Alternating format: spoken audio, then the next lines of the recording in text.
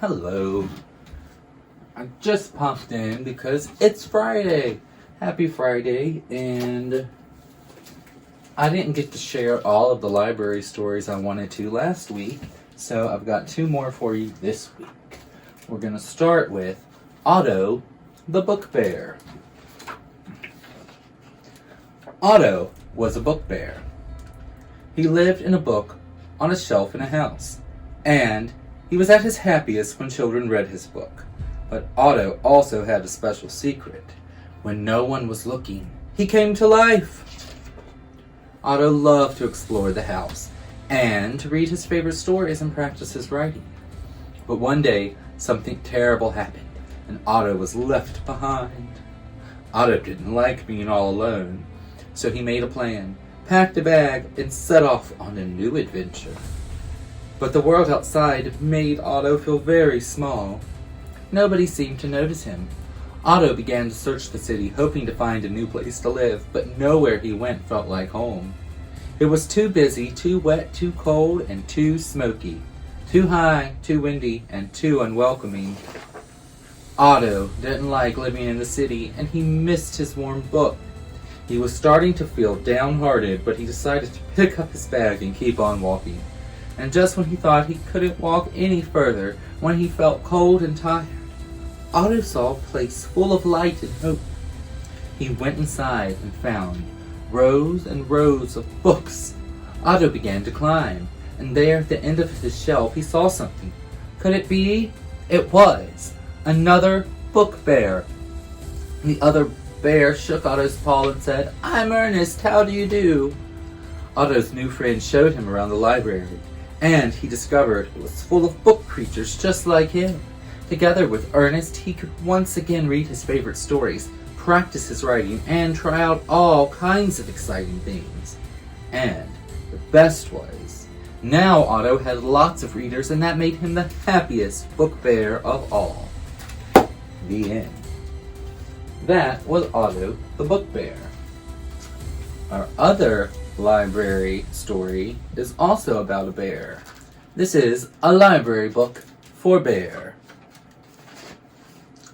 Bear had never been to the library. He had 7 very nice books at home. 3 about kings and queens, 3 about honeybees, and 1 about pickles. Bear was quite sure he had all the books he would ever need. But one morning, Bear heard a tap-tap-a-tapping on the door. When he opened the door, there was Mouse, small and gray and bright-eyed. "We're off!" exclaimed Mouse with a happy wag of his whiskers. Bear frowned. He had agreed to go with Mouse to the library, but now he was quite sure he had made a dreadful mistake. "Completely unnecessary," Bear announced. "I have all the books I need right here." "Oh, there are many delightful books in the library," Mouse assured him. "Humph!" Bear grumbled, but he had promised. So he buckled up his red roller skates and stepped outside, grabbing a basket for the books. Bear skated and Mouse rode in the basket to the library, the wind rippling nicely through their fur. But when they got to the library, Bear didn't like how big it looked. There were far too many books in there. Most excessive. "Oh no, it's quite exciting," Mouse said, leading Bear through the tall doors. In the library, there were more books than Bear even thought there could ever be.